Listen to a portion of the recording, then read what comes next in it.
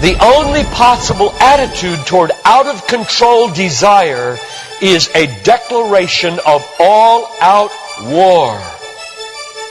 I hear so many Christians murmuring about their imperfections and their failures and their addictions and their shortcomings, and I see so little war.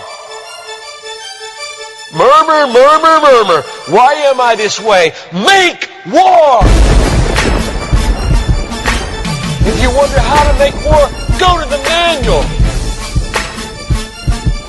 Don't just bellyache about your failures. Make war! He says, I'm continuing the quote, there is something about war that sharpens the senses. You hear a twig snap or rustling of the leaves and you are in attack mode. Someone coughs and you are ready to pull the trigger. Even after days of little or no sleep, war keeps us vigilant. There is a mean, violent streak to the true Christian life. But now let's very carefully ask, violence against whom? Or what? Not other people. Not other people. Not other people. Not Muslims. Not Hindus. Not Buddhists. Not atheists. Not secularists. Not nominal Christians. Not wives or husband or children or ornery bosses. But on every impulse in our soul to be violent to other people. Violence, a mean streak in Christianity, against our own selves. And all in us that would make peace with sin and a settling in peacetime mindset. We make war on that in us. It's a violence against all lust in ourselves. All enslaving desires for food, caffeine, sugar, chocolate, alcohol, pornography, money, the praise of man, approval of others, power, fame.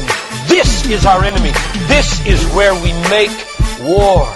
It is a violence against all racism in our souls, all sluggish indifference to injustice in our souls, a violence against all indifference to poverty and indifference to abortion in our souls. Did you know that in the warfare of Romans, Satan doesn't show up until chapter 16. We tend to think of spiritual warfare as this little thing where you find some way to pray or some way to lay hands on or some way to do a Satan thing. Well, that's important. Believe me, that's important. We war not against flesh and blood, but against principalities and powers and world rulers of this present darkness and spiritual hosts of wickedness in the heavenly places. That's important. But you know what? It's not nearly as important as this. Because the only foothold Satan has in your life is your flesh and your sin. Nobody goes to hell because of Satan. The only reason we go to hell is sin. Much more important than fighting Satan is fighting sin. This warfare in verse 13 is vastly more important than figuring Satan out. Get that. My biggest enemy is not Satan. My biggest enemy is John Piper.